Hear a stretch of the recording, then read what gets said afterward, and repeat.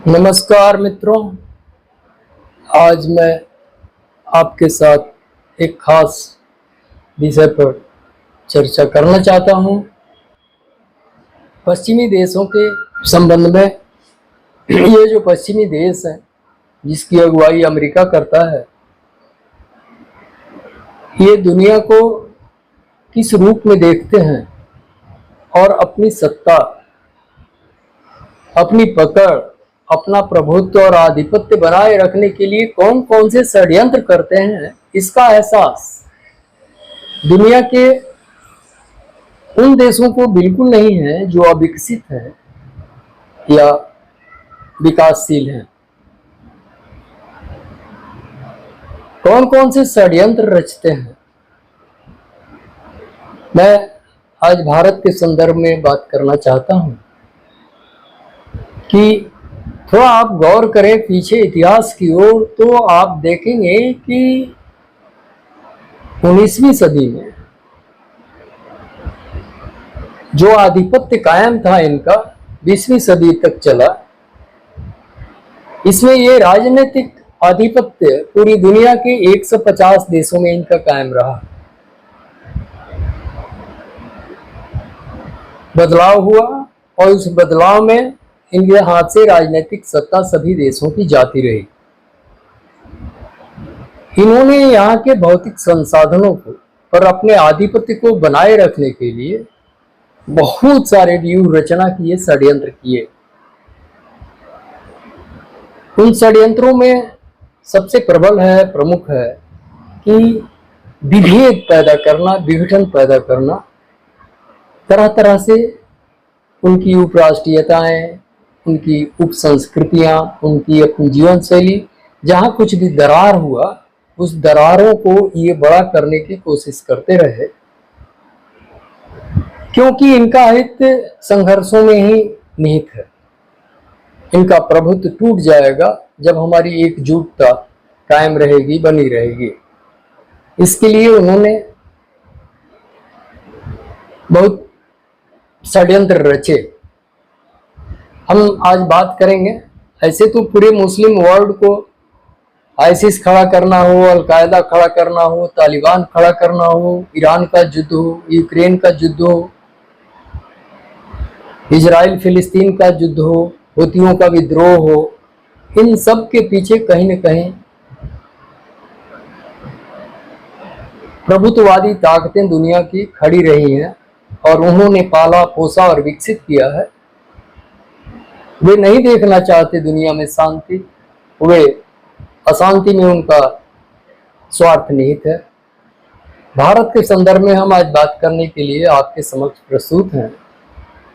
बहुत गौर से देखने पर ऐसा लगता है कि भारत के विघटन की संपूर्ण जो भूमिका होती है वो कहीं न कहीं अमेरिका से ही रची जाती है। इन षड्यंत्रों का सूत्रधार अमेरिका ही है। आपको शायद जरूर पता होगा कि अमेरिका के विश्वविद्यालय में दक्षिण एशिया अध्ययन केंद्र संचालित है।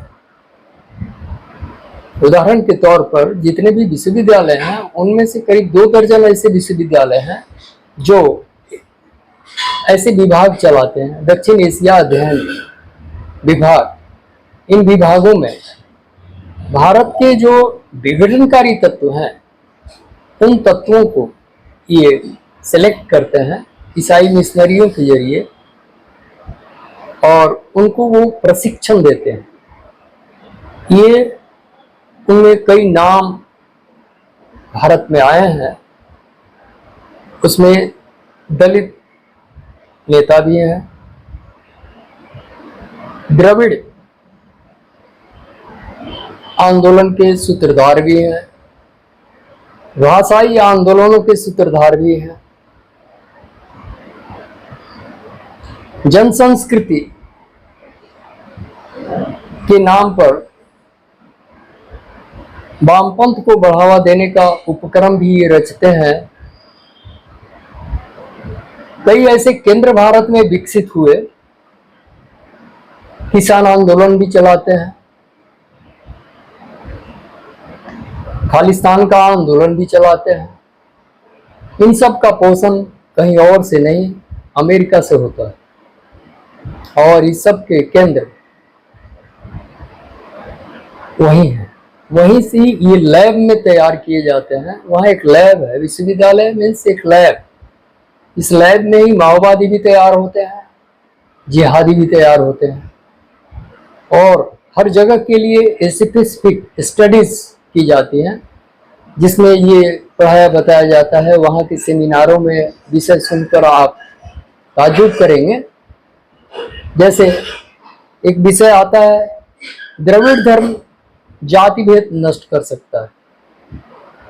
तमिलनाडु को मुख्य भारत से अलग करने की कोशिश।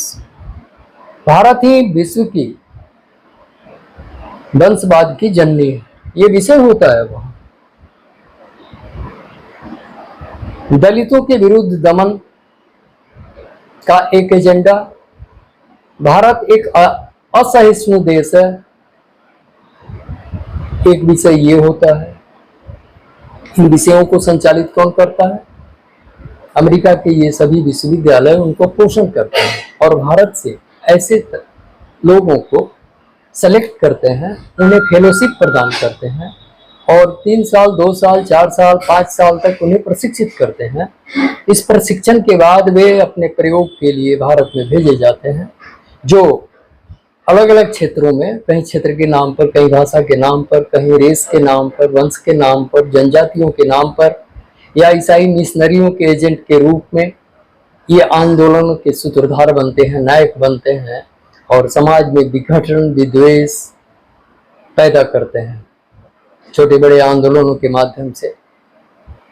तो एक शांत दुनिया, अपने आप में फलती फूलती स्थिर दुनिया अमेरिका को पसंद नहीं है। दुनिया के कोने कोने में ऐसे नेटवर्क उन्होंने बना रखे हैं कि जहां कहीं भी उनकी इच्छा के विरुद्ध काम नहीं होते, सरकारी नहीं चलती, उनकी बहुराष्ट्रीय कंपनियों को तवज्जो नहीं देने वाली एक कोई राष्ट्रवादी सरकार अगर पैदा होती है, तो उसके विरुद्ध षड्यंत्र रचा जाना, और ऐसे छोटे छोटे समूह जो उन्होंने पैदा कर रखे हैं देश के कोने कोने में, उन समूहों को एक्टिव कर देना, सड़क पर उतार देना, जिससे असहिष्णुता बढ़े, सामाजिक विद्वेष बढ़े, समाज का जो ताना बाना है उस ताने बाने को तोड़ने का काम करें। ऐसा प्रयास अपने विभिन्न संगठनों के माध्यम से, इसका राष्ट्र संघ में भी एक डर्बन डिक्लेरेशन आया था, जिसमें भारत को बताया गया था कि वह एक असहिष्णु देश है। वहाँ काफी नस्लीय विषमताएं हैं, इनको पोषित करना है। एक रिपोर्ट बताती है कि एक दौर में देश के 170 ऐसे जिले थे जो माओवाद से आक्रांत थे, और इन समस्त व्यूह रचनाओं का पोषण, खाद्य पानी, आर्थिक सहयोग, आर्थिक मदद वहां से प्राप्त होती है, वहां से दी जाती है। यही हाल उन्होंने अरब देशों का बना रखा है, चाहे ईरान हो, इराक हो, सीरिया हो, लेबनान हो, फिलिस्तीन हो। इन सभी मुल्कों में उन्होंने ऐसे ग्रुप्स तैयार कर रखे हैं जो वहां की सत्ता के विरुद्ध कभी भी एक आंदोलन पैदा कर सकते हैं। ऐसा उन्होंने पाकिस्तान में किया इमरान के खिलाफ, ऐसा उन्होंने शेख हसीना के खिलाफ किया, ऐसा प्रयोग उन्होंने श्रीलंका में भी किया, और ऐसे प्रयोग की कोशिशें भारत में भी उनके चल रही हैं, उनकी चेष्टाएं, उनके प्रयत्न। चूंकि भारत चुनौती दे रहा है, जो उनकी सत्ता और प्रभुसत्ता कायम है डॉलर के बदौलत, अपनी बहुराष्ट्रीय कंपनियों के बदौलत, जो अविकसित देशों के संसाधनों पर अपना प्रभुत्व और आधिपत्य बनाए रखना चाहते हैं, ये कायम करना चाहते हैं, उसे कोई चुनौती न दे, कोई राष्ट्रवादी सरकार, मानवतावादी सरकार उनके इस अप्रोच में कोई दखल न दे,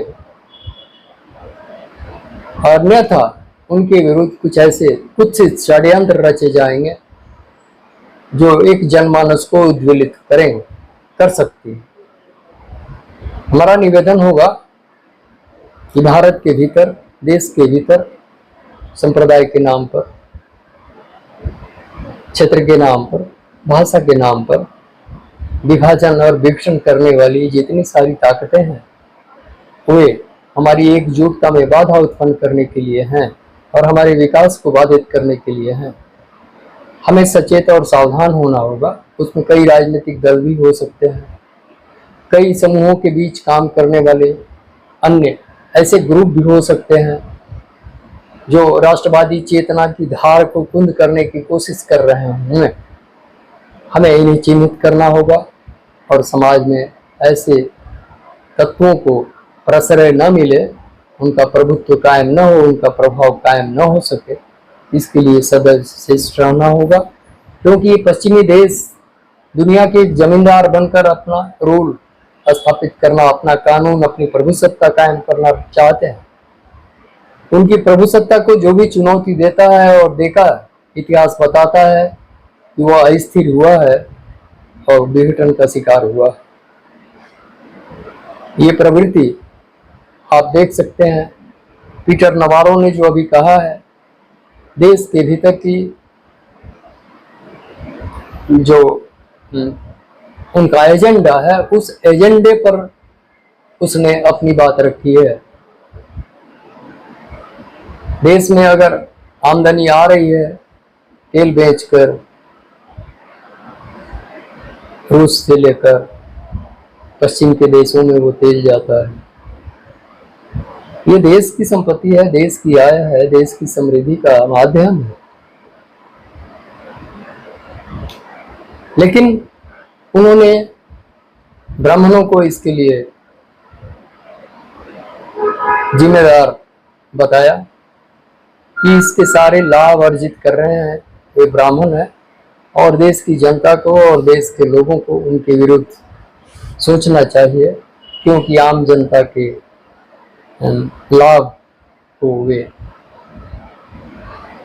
न देकर खुद वो मुनाफे कमा रहे हैं। इसकी छोटी नीच हरकत और क्या हो सकती है कि किसी देश के अंदरूनी मामले में इस तरह की दखलंदाजी, क्योंकि उन्हें पता है कि किस किस एजेंडे पर हमको प्रहार करना है, कहाँ कहाँ कमजोर कड़ियां हैं, उन कड़ियों को उभारना है। इसलिए मेरा अनुरोध है कि हम सब सावधान होकर